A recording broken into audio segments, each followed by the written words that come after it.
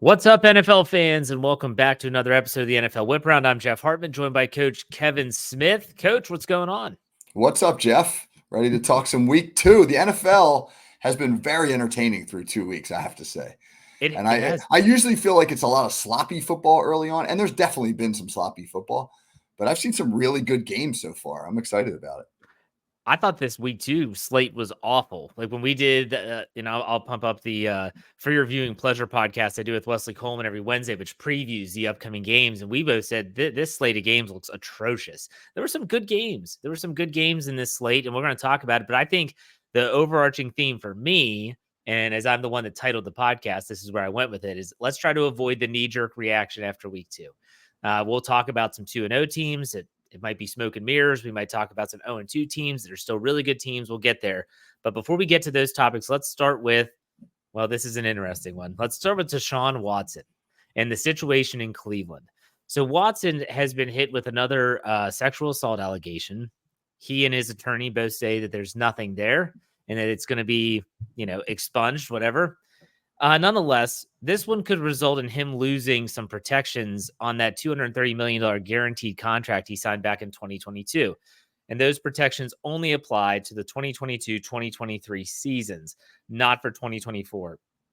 If Watson were to get suspended by the league again and loses those protections, what should the Browns do with it? This is an interesting situation, Coach. What do you think? It really is, because when you look at the quality of his play right now, it certainly doesn't equate to the contract that Cleveland is on the hook for, because all $230 million are guaranteed. Mm-hmm. And like you just referenced, that, however, could change if there's some legitimacy to this new lawsuit, because there are no protections for his contract guarantee beyond 2023 when it comes to these criminal type allegations.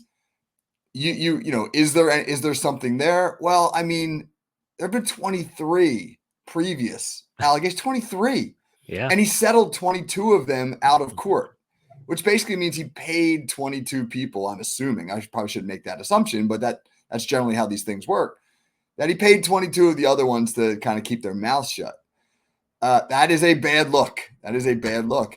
And this new one, from the little bit I've read about it, this woman is basically alleging rape, and she's saying that she has video evidence.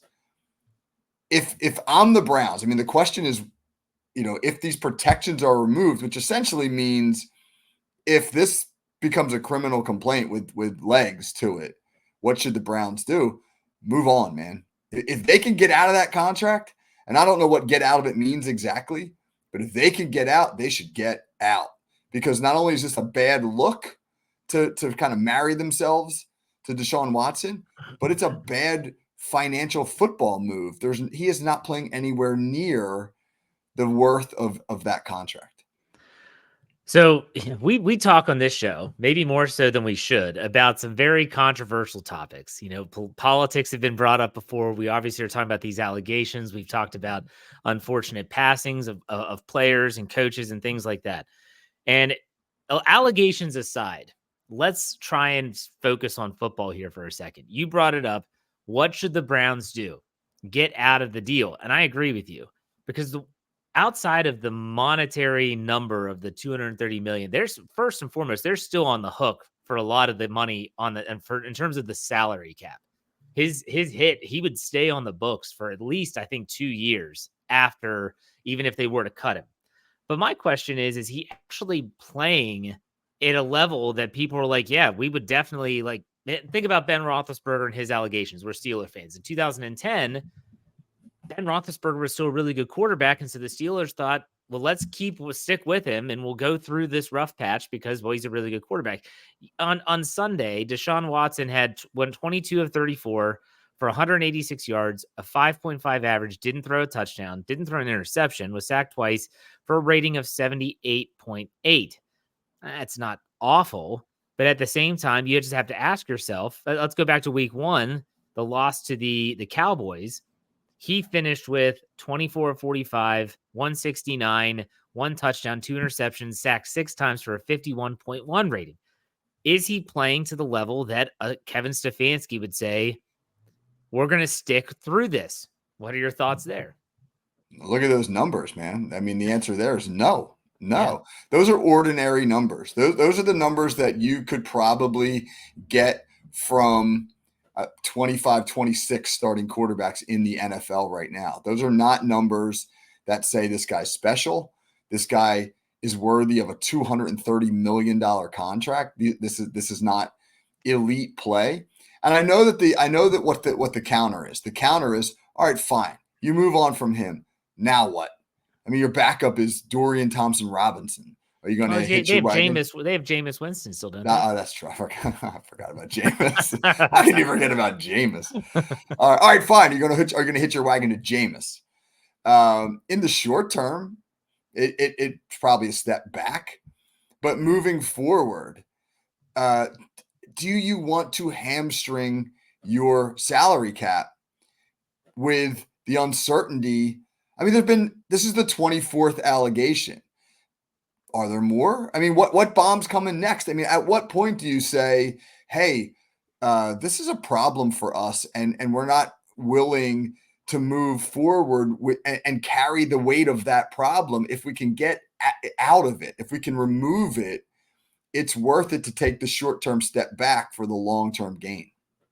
And when you think about when they signed him to the $230 million fully guaranteed contract, the Browns opened a door that is never going to be closed now, no matter what happens.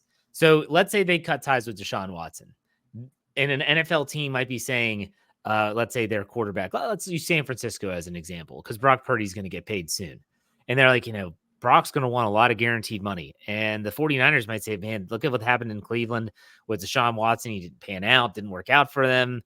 My gosh, that's a bad look. We don't want to do that. But Brock Purdy's going to say, either you give me the guarantees or I don't take the deal. And therefore, then it becomes a much bigger issue. Certain teams, certain players have done that. I thought the Christian Kirk deal down in Jacksonville at the wide receiver position, because he was, in my opinion, just a slightly above average receiver. He got paid handsomely. It changed everything. It changed the whole dynamic. It's going to be interesting to see the ripple effect of this.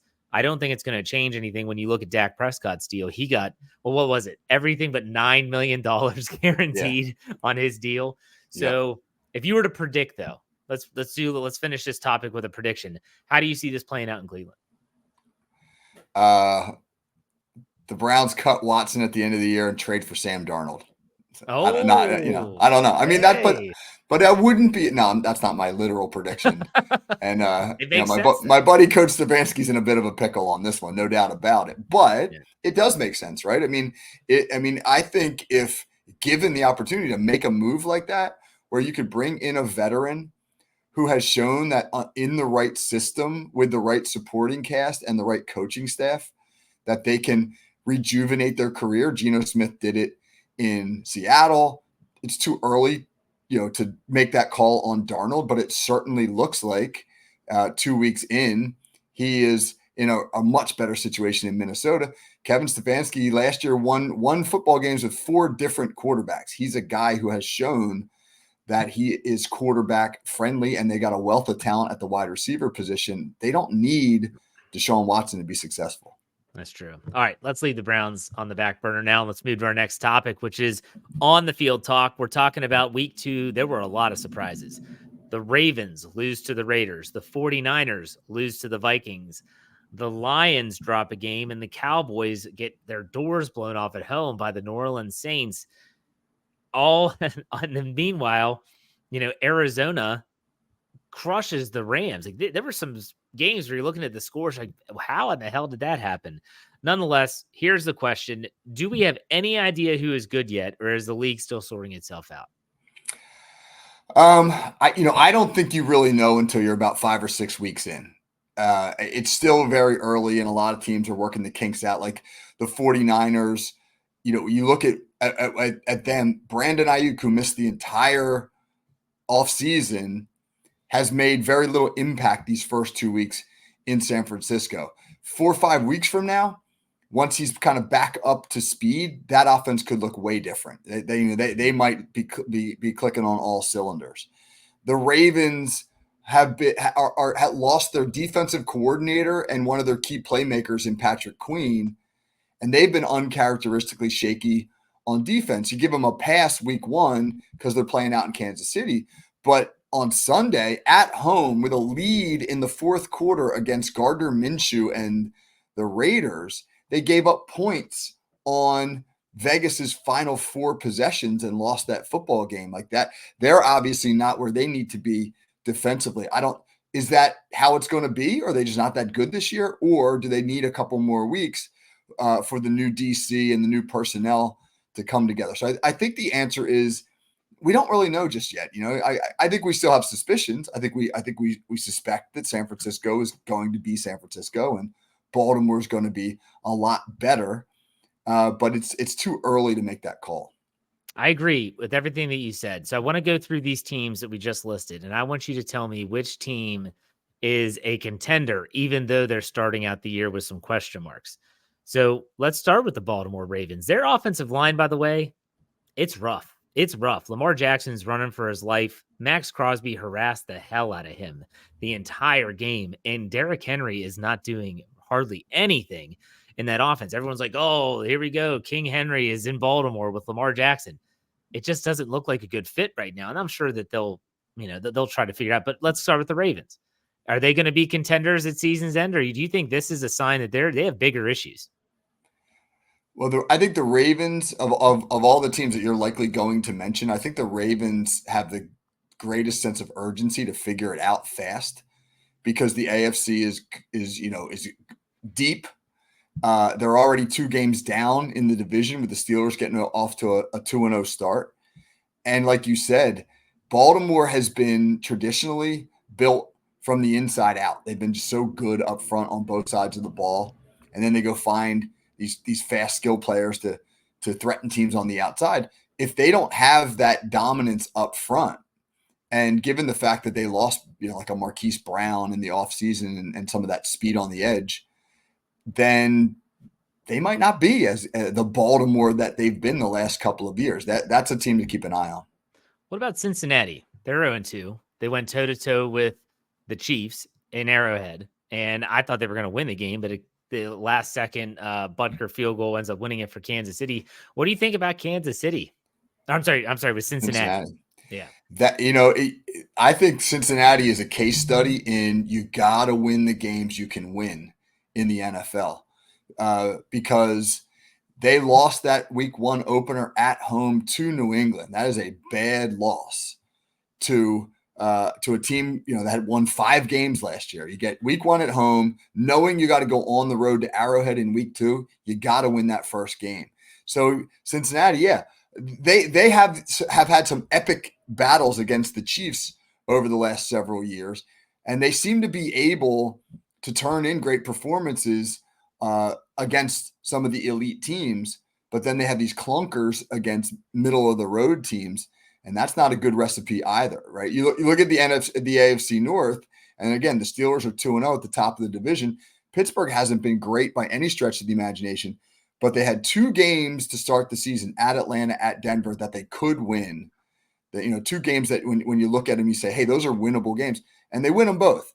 And that's a recipe for success. Whereas right now, Baltimore with an ugly home loss, without a fourth quarter lead to Vegas, and Cincinnati with an ugly home loss to New England, they're not doing those things. Let's do one more. What about the Rams? Brought up their loss to Arizona. I mean, this is still a team with Matthew Stafford in the waning years of his career, and they're probably clinging to it. Hey, let's get a couple more Super Bowl runs. Puka Nakua's hurt. Cooper Kupp left with injury in the game, and Kyler Murray and Marvin Harrison, boy, did they show out in that game Sunday. But what do you think about the Rams? That one shocked me, man. I mean, you had a feeling Marvin Harrison might go off after week 1 where they just ignored him. Somebody put up on Twitter, Marvin Harrison's week 1 highlights, and it was a whole reel of him running around wide open, not getting the ball thrown to him. So you knew there'd be a more concerted effort to involve him. I'm just surprised at the other side of the ball, how the Rams, who looked pretty darn good in week 1 in that loss in Detroit, were unable to find success against what, for the last couple of years has been a pretty bad Arizona defense. Yeah. All right. So let's shift gears now to the next topic. In the AFC, here are the teams that are currently undefeated. You got Buffalo Bills, Pittsburgh Steelers, Houston Texans, the Kansas City Chiefs, and the LA Chargers. All of them 2-0. Which do you think is the most surprising of that group? Well, I guess this shouldn't be a surprise given how good they've been the last 4 or 5 years, but I'm a little surprised Buffalo's 2-0 simply Okay. because of all of that turnover in the offseason. And there's a lot of talk about them shedding salary cap. And, maybe this is a Buffalo team in transition. But, we forgot, or I did at least, that Josh Allen is Josh Allen, and he's been fabulous so far. Great comeback win in week 1, and then they go down to Miami, which is a tough place to play in September, and they just absolutely dominate the Dolphins. So I was not shocked, but a little surprised that Buffalo has gotten out of the gate so fast. For me, I'm going with the Chargers. Brandon Staley era is over. Here comes Jim Harbaugh, and he's taking over. And you're thinking, what is this going to look like? To me, the most impressive part has been their defense. In 2 games, they've only surrendered 13 points. And here you are as Steeler fans thinking, wow, like the Steelers have only given up 16 points, and they're playing each other in week 3 in Pittsburgh. So that ought to be an interesting game. But they beat the Raiders in week 1, 22-10. They completely crushed the Panthers, which, caveat, it's the Panthers. But still, I thought there would be a more growing pains getting this new coaching staff, this new approach to the game. It's going to be interesting to see. I know Justin Herbert left the game briefly. He went into the blue medical tent, but was able to come back. Of all those teams that I was, potentially surprised with, I'd say it was the Chargers because, again, I just think with all those changes you expected, maybe a couple hiccups, a couple bumps in the road, and they've done their job. And so what do you think about the Chargers? Jim Harbaugh is going to come in there with a certain way about him and a very different approach. It's physical, it's smash mouth. His OC is Greg Roman, who had a lot of success in Baltimore for all those years with that power run game. So yeah, this is a different Chargers team. The Chargers always felt, I hate to use the word soft because, my God, it's the NFL. There's nobody soft in the NFL. But comparatively, they always felt like a little bit more of a finesse team that couldn't get down and dirty with some of the tougher teams in the league. And Harbaugh brings that edge. Now, that said, you get the Raiders at home in week 1, certainly a winnable game. And then you go to the Carolina Panthers, who, I don't know if they could beat the SEC teams right now. So it just feels like the schedule set up well for them. And they're going to Pittsburgh in week 3.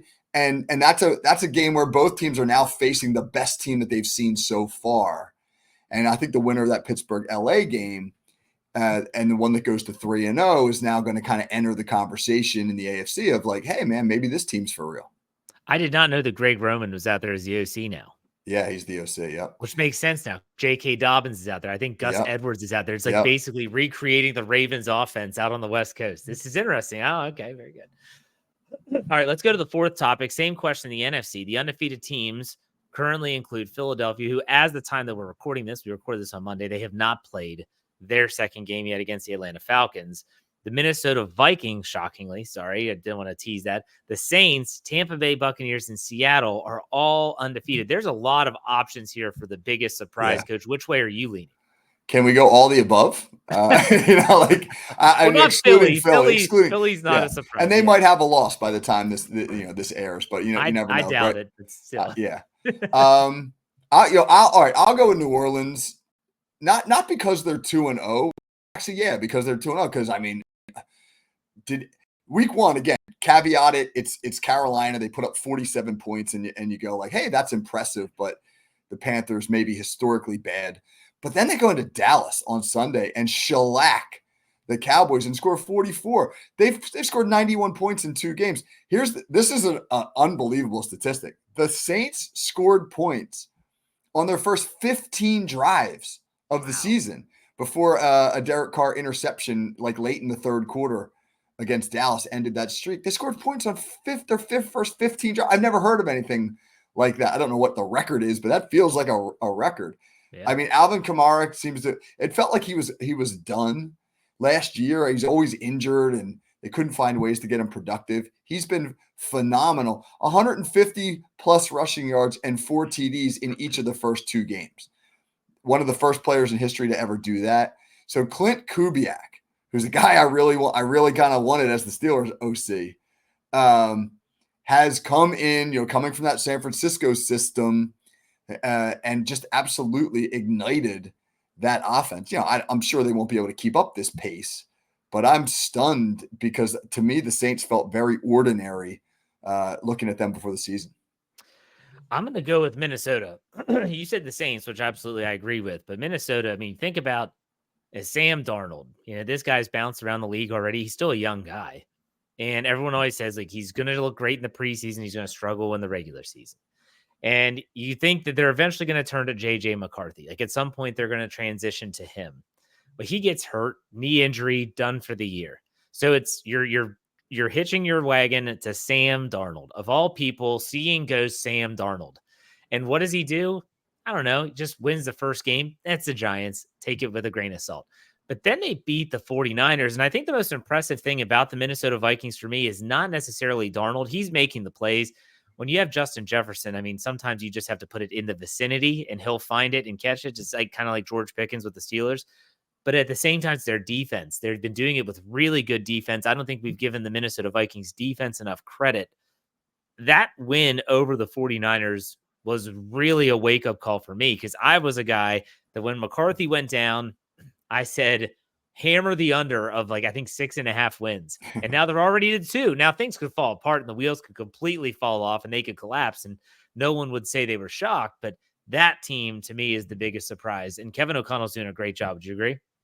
Yep. And you mentioned the key, that defense. Brian Flores just had San Francisco off balance.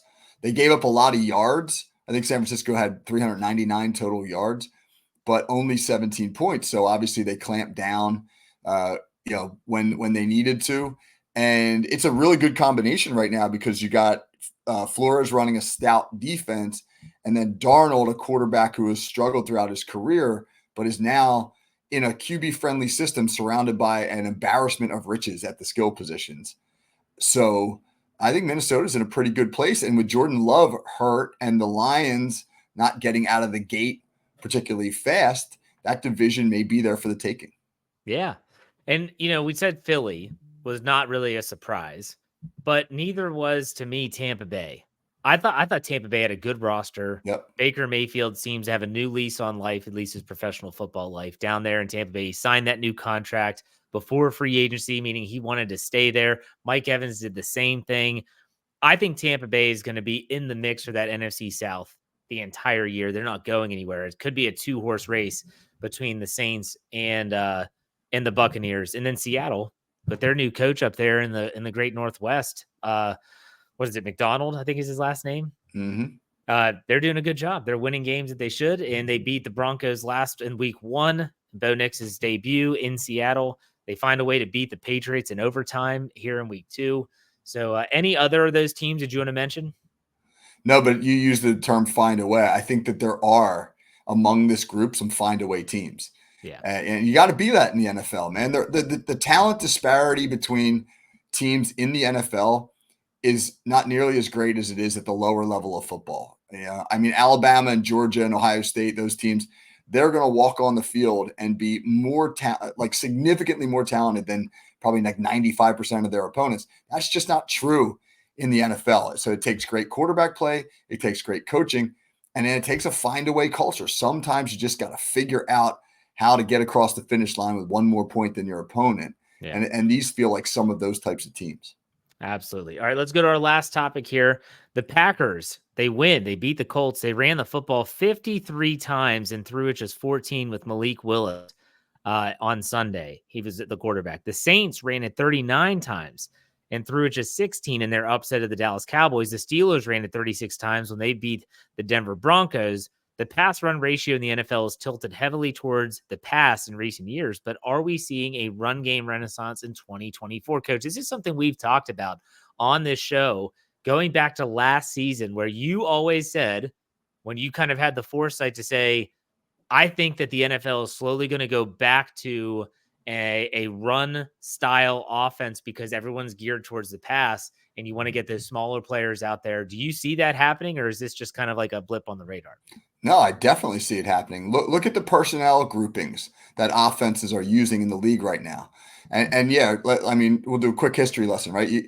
You go back to the early 2000s, everybody's big. Everybody's still running tight end sets with fullbacks and that type of stuff. And then the spread offense filters up from the lower levels of football. And now it all becomes 11 personnel on offense, right? So you got 3 wide receivers out there.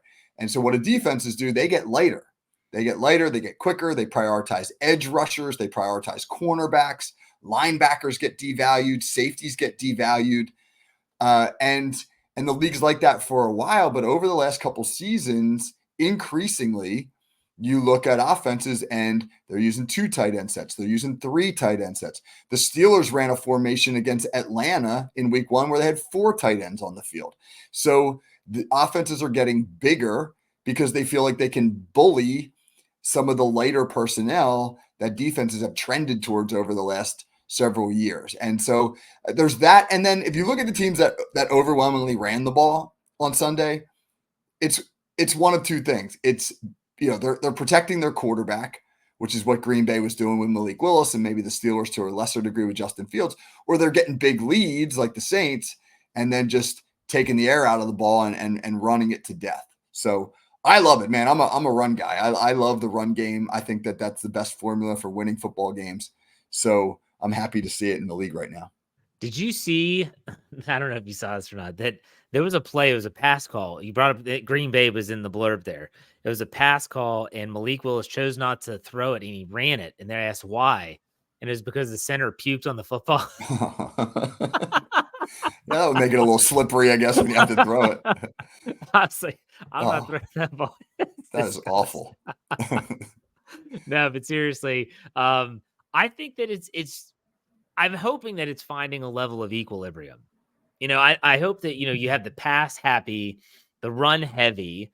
Can't we find a level of balance where coordinators are going to be smart enough? And I know that they're smart enough just in talking to you that they're going to be like, okay, if we use this personnel package, we can easily run and throw from these and we can have different things set up. And you want to see those progressions. So I'm actually curious to see how this trend goes. But I believe with you 100% that it's going to be interesting to follow this trend in the NFL, whether it stays in this current trajectory or if it goes back to the past happy ways. Because typically we see these numbers in the end of the season when it gets colder and it's easier to run the ball than it is to throw the ball. So we'll see.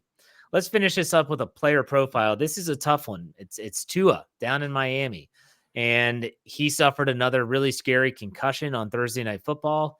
It's been hotly debated because it was a scramble and he got the first down. He could have slid feet first. He didn't. And it was, of all people, Damar Hamlin that hit him. And you saw Tua, he tensed up, his hands clenched. He typically means there was a loss of consciousness there at some point. He's being evaluated early this week by, I think, neurologists to see like what the future holds for him. There's a lot of layers to this, Coach. What did you think about Tua in the latest concussion? Oh yeah, man, that's an ugly one. We just talked about Tua. He's our first repeat player profile here on That's the true. workaround because we just talked about him about a month ago when he signed that big contract extension, and it just I thought Mike McDaniel's response on the podium when he was being interviewed after the game was spot on, where he essentially they asked him, "Does should Tua consider retirement?" And he said, I can't possibly weigh in on that. I don't know what the medical evaluation is. I don't know what Tua really feels like. I don't know what's in his heart. You can't. That's a decision Tua is going to have to make going forward. And I mean, nobody would fault him if he said he wanted to come back. We love the warrior mentality in football. We love the guys that fight. I'm sure he's a young guy. I'm sure he feels like he's got a lot of good football left in him. But how could you fault him if he walked away? I don't know how much of that guaranteed contract is truly guaranteed if he walks away with an injury. But it feels as though he's going to be set for life financially either way. And if he walked away now with essentially saying to the public, "Hey, man, I want to have like be able to put thoughts together when I'm 45 years old. Yeah. Who would fault him?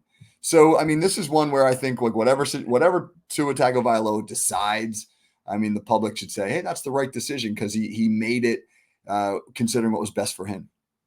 Yeah, he's had some really gruesome concussions. He has basically, you've seen it where, again, you talk about the arms tensing up. And I think they call it like the fencing position where the arms are, he's lost consciousness. That's a severe head injury.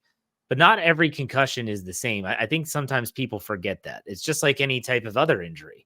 And granted, you're talking about your brain, so that's different compared to like a hamstring. But Kevin and I could both have a hamstring injury. His could sideline him for 5 weeks, and mine could sideline me for 2, and I'm back in there. So it's labeled the same hamstring injury, but they're different. And so I think that for me, I look at this situation and say, let the neurologists do their job. Let them give him the best information that they can before, obviously, he makes that decision on his future. And I agree with you. Whatever he decides, people should be supportive. They're not going to. They're going to be critical. That's just the world that we live in. But all right, coach, we got to finish this up as we always do with our fearless prediction. Last week, I'm trying to think what your fearless prediction was. I picked Daniel Jones and the Giants, That's man. They almost right. pulled it off. They lost in overtime. Almost, yes, and I said take the Buccaneers getting points against Detroit, and they actually won. Yeah. So now we got to look ahead to week 3. This is going to be interesting. The fearless prediction. You probably haven't even thought about it, so I'm putting you on the spot. What do you got this week? I feel like these predictions are better when we haven't thought about it. Like because most of the time when you do think about it, you screw it up. Overthink it. All right, I'm gonna look really quickly through the schedule. I'm gonna fly through the schedule right here, and I'm gonna give you a fearless prediction. All right, so I'm gonna go in my fearless prediction with the Carolina Panthers, Jeff.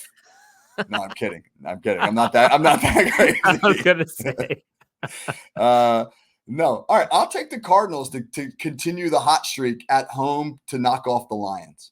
Wow. Okay. That's interesting. I'm gonna go in a different direction here. If I'm fearless prediction, I'm gonna say that the Colts get their first win of the year at home against the Chicago Bears. The Bears are 1-1. They're coming off a Sunday Night Football loss to the Houston Texans. Caleb Williams, he looked okay. Also looked like a rookie at times, but I think the Colts finally get off the schneid and get a win. So that'll be my fearless prediction. So, all right, Coach, what do you have coming up this week? Have you thought about the call sheet or anything like that? Yeah, so I've been going through all the week 1 or all the games of this past weekend and plucking out, I think, one really telling or interesting statistic that explains that game. So we'll do that in the first part of the show. And then the second part of the show, we'll do our 5 intriguing storylines for week 3. All right. Sounds great. Make sure you check this out there. You can check out our Steelers coverage at steelcurtainnetwork.com and make sure you're listening to all of our shows on the FFS and NFL feed. We thank you all for listening. We'll see you next time on another Whip Around. Take it easy.